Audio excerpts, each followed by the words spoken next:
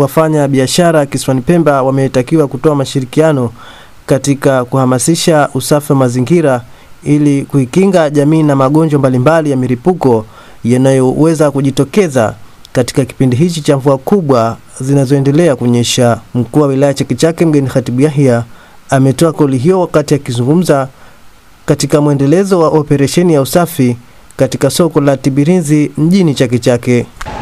Na kushukuruni sana, lakini tuendeleeni kushirikiana, tuendeleeni kuzihamasisha jamii zetu, hususan kwenye kipindi hiki cha mvua. Jamii zetu zile zinahitaji elimu, nani wa kuwasimamia ni sie. Kwa hiyo leo tumefanya usafi kwenye maeneo haya ya masoko. Sisi tupo hapa soko la Tibirinzi, wenzetu wapo katika masoko mengine ambayo yamo kwenye wilaya yetu hii ya Chake Chake. Niwaambie kwenye maeneo pia Shehiani hakuko salama. Maeneo yanayotuzunguka tuzihamasishe jamii waweze kufanya usafi kama tulivyofanya usafi hapa.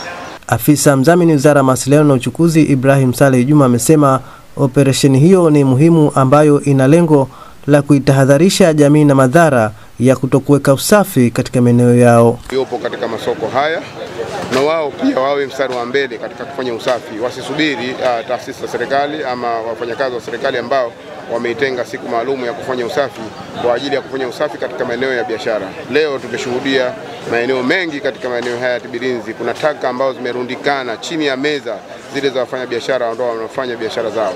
Sasa suala la usafi kwao inawezekana liwe ni suala la lazima kabla hajaanza biashara zake. Kila anapoamka asubuhi aendelee kufanya usafi, then aendelee na shughuli zake za kibiashara.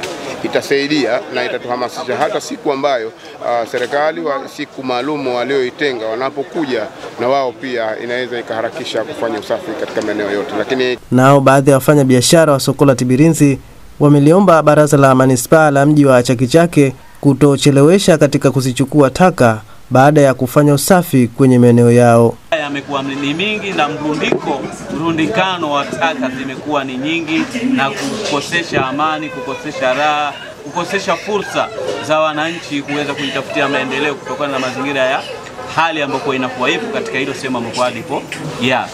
Ili swala mheshimiwa alishughulikie, tujue gari zile ziko wapi za kuzolea taka mpaka ikawa majaa yote yana mrundikano mkubwa wa taka. Operesheni hiyo ya uhamasishaji wa usafi wa mazingira katika mji wa Chake Chake itaendelea kufanyika kila